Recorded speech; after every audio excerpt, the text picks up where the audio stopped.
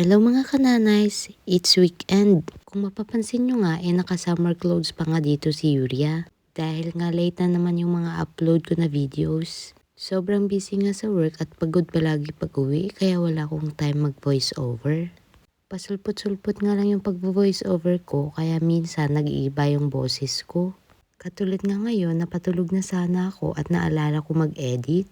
Puno na naman kasi ang storage ko kaya naisipan ko mag-edit at baka maabutan pa ng Christmas at New Year. Minsan nga may mga voice over ako na pasigaw ang boses ko. At dahil nakakatamad na nga umulit, pagpasensyahan nyo na. May binigay nga na pang 5 years old na busy book ang tiyahin ni Yuria. At ito nga yung pinagkakabisihan niya pag weekend. At lahat nga naiisip niya pag wala siyang magawa. Feel niya nga yung pagiging prinsesa pag suot niya yung damit na to. Sa Pinas pa nga namin nabili ang Snow White dress at hindi niya na nga ako tinigilan hanggat hindi ko binibili. Sobrang tagal na din kasi niya gusto magpabili ng princess dress kaya binili ko na. At dahil nga summer pa ng mga panahon na to, mabilis matuyo nga yung mga sampayan namin. At dahil nga wala na namang magawa si Yuria, pinagtulungan na nga namin ang mga tupiin. Nakakatuwa nga kasi may katuwang na nga ako sa mga gawaing bahay. At pagkatapos nga namin magtupi at maghanger, naisipan na naman magsulat ng batang to. Pagsusulat talaga ang isa sa pampalipas oras ni Yuria. Madalang na din kasi kami lumabas ng bahay dahil naisip na din siguro niya na paulit-ulit lang din ang meron sa labas. At dahil nga paus na yung boses ko, bukas ko na naman pagpapatuloy yung voice over na to. At wag na kayong magtaka kasi mag-iiba na naman yung boses ko. O sige at matutulog na muna ako at bukas ko na pagpapatuloy to. Magandang umaga sa lahat at eto at tinutuloy ko na nga yung pag-voice over habang may oras pa kami. May pasok nga kami ni Yuri at may konting oras pa nga kami bago umalis. Bumalik na nga tayo dito sa video. Dahil nga naubusan kami ng snack sa bahay, lumabas muna kami para bumili sa convenience store. Sobrang init nga nung time na to. Dahil bored nga kami sa bahay, tinuloy nga namin ang pagpunta sa convenience store kahit medyo malayo. May sinulat nga na map si Yuria dito at eto nga tinitingnan niya at baka mawala kami. Charot. Ang convenience store nga na pupuntahan namin malapit sa childcare nila ni Yuria.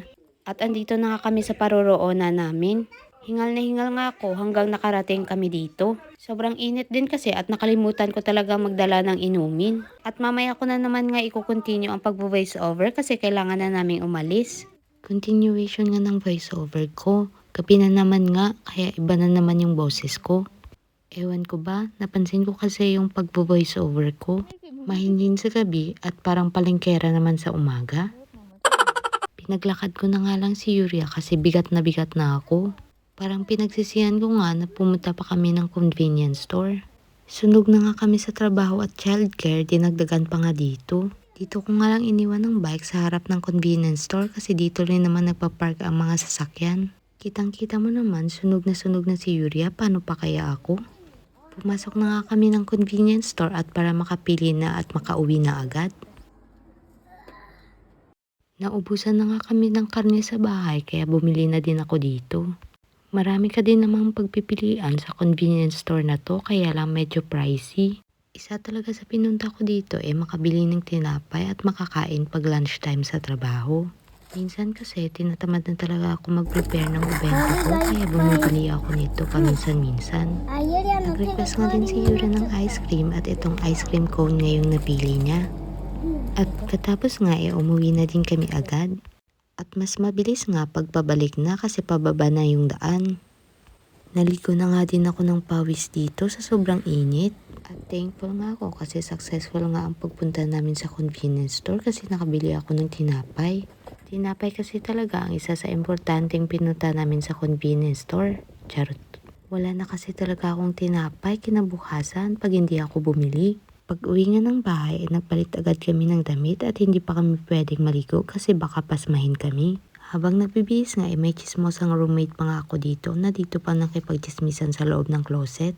At pagkatapos nga namin magbihis, may naisip na naman nga ang batang to. Hindi pa na guro pwede, be? Gamay pa lang. Yari tayo.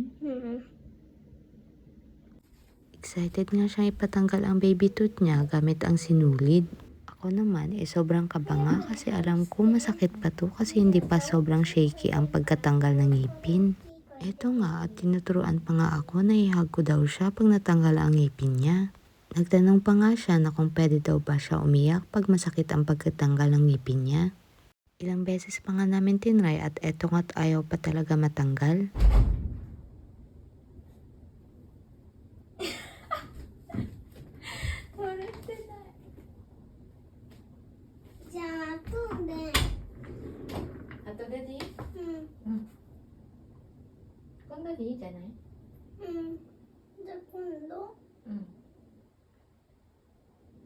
じゃあリンゴ食べる前に、リンゴあったらいいよ。頑張ってるけど。もう取れたい。なんで取れたいの？だってさ、入れ物に入れてなんかお顔描くから。あ、それで？うん。 At siya na nga din yung napagod at pinatigil niya na nga. Next time na nga lang daw namin gawin at kakain na lang muna siya ng mansanas at baka matanggal. Tinanong ko nga siya kung bakit atat na siyang ipatanggal. Sabi nga niya isusulatan daw niya ng mukha at ilalagay sa lalagyan. Lumabas na nga muna kami ng bahay para makalimutan niya yung ngipin niya. Kinagabihan nga pinaayos ko na nga sa kanya yung bag niya at baka may makalimutan pa. Balik trabaho at childcare na naman nga kami kinabukasan. At dito ko na nga din tatapusin ang vlog namin. Otsukaresama deshita. Salamat sa panonood. Mata ne!